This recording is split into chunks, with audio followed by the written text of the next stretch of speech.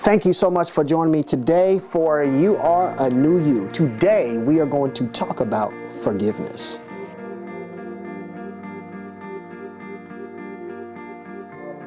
We all heard of the principle, we all heard of the saying that do unto others as you would want them to do unto you. That said, when we think about forgiveness, we need to understand that if we want to be forgiven, that we also have to be the ones to forgive.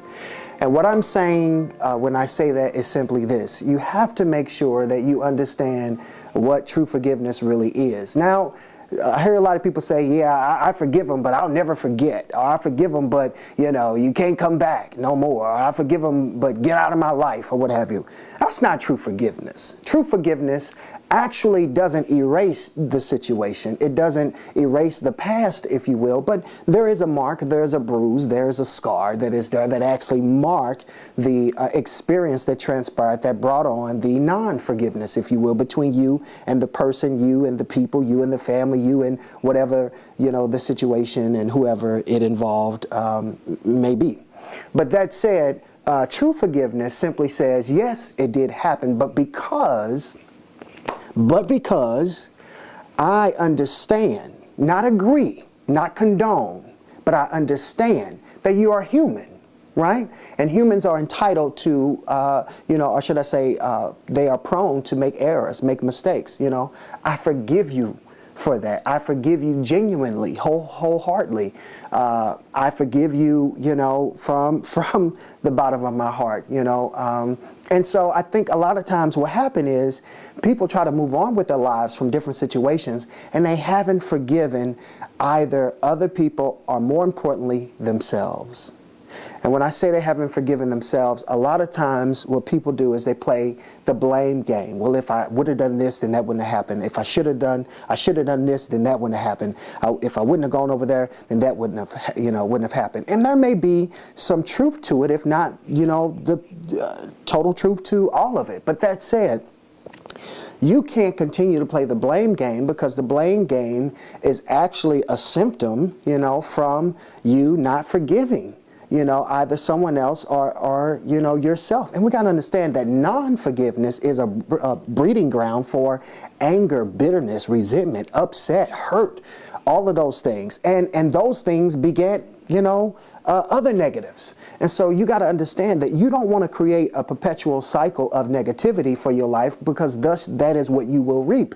You want to make sure that you are creating experiences or instances or moments that you look to forgive, that you actually set out to forgive, that you actually are like, man, you know what, even if they do, or even if they say, or even if they don't do, or even if they don't say, I'm still going to forgive them, because they're only human. We are only humans. We make mistakes. None of us are, error exempt. We're going to make mistakes. And so we need to keep in mind that other people are human too. And you're only human too. If it's you and you need to forgive yourself for something that you did or for something that you said, so that you can move on. You can never move on to a new relationship, to a new job, to a new career, to a new whatever the case is, marriage, a new family, whatever the case is. You can't move on.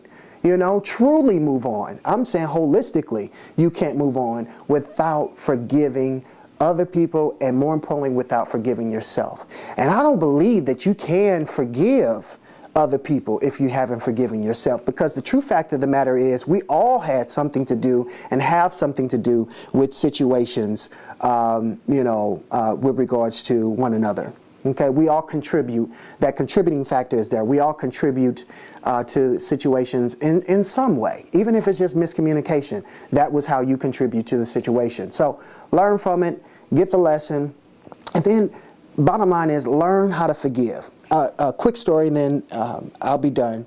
But I remember trying to assist and help a friend of mine get over a situation between him and his father. And this friend is like a brother, really, like a brother. And what had actually happened was his father passed. And we're sitting you know, on the outside of the funeral, he's just talking about how his dad had just called him and he found it shocking because, you know, he had shared some things and, you know, and I don't know, it was really touching because it was almost as if his father knew he was getting ready to leave. And anyway, long story short, my friend started breaking down, started crying. He's like, because I didn't get to share with Dad this, I didn't get to tell him that, I didn't get to say that I was sorry. I didn't get to tell him that I forgive him for what had actually happened when I was a child. And so I found myself trying to encourage him and be strong for him and all of that. And I was trying, man, I was trying hard. You know, I was, you know, hey, I know my Bible. I'm pulling scripture and I'm like, you know, God forgives, so we need to forgive. And I'm, you know, doing the whole nine, even crying with them. But at the end of the day, I felt convicted because when we got through talking about his situation and when, you know, he was in a better state, you know, he looked at me, he said, Bobby, how are you and your father? How's your father doing? And I said to him, he's good. He's doing good. But you could just see, you could tell, you could sense, you could see the shift, the change in the whole dynamic of the conversation. You could just see it. And so he said, well, whatever you do, you know, man, you know, he said, just reach out to him and just let your father know, just let him know that you love him. You know, don't let him get up out of here without at least you telling him that you love him. You know, and I was like, yeah, man, I know. I said, well, if you need me, call me. We, you know, separated, went on our separate ways for the day. My friend went one way, I went the other way. I'm driving home and I'm thinking to myself, man, Bobby, how are you trying to help somebody else with a particular situation, especially dealing with forgiveness, when you haven't even forgiven your own father? You haven't even forgiven someone yourself. And the true fact of the matter is, while I truly believe that I did help my friend, if you will, or try at least to make him feel better, I think I would have been much more effective having the testimony of how I actually forgave my father and when I actually forgave my father and when I actually forgave myself because of the situation involving my father. Does that make sense? It would have been much more effective if I would have had that in my repertoire of forgiveness experiences to share with him, but I didn't have that. And so I'm saying this to you, and I'm saying all this to say, please, people, forgive your past. Forgive the people in your past. Forgive yourself. Let it go. You don't want to hang on to all those bitter situations, the resentment, the anxiety, the frustration, the hurt, the concern, all of those things. Dude, let it go. It's not worth it. Move forward, move past it. And better yet, learn how to forgive so that you can be forgiven, because there's nothing like It's nothing like a relationship. It's nothing like a marriage. It's nothing like circumstances or situations being forgiven or even looked past, all because a person remembered when you had mercy or forgave them. So now they understand that it's their opportunity, it's their time to extend the same thing back to you. Forgive. Until next time, I want you to be blessed, and thank you for checking me out right here on You Are a New You.